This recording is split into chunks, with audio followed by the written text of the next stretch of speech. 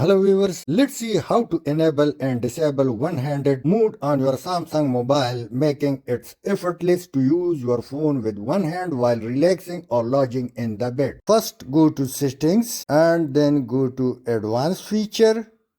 Now click on one-handed mode on this button and now tap upon the one-handed mode gesture area and you can see one-handed mode is turned on. Better you click inside button so it may become easier.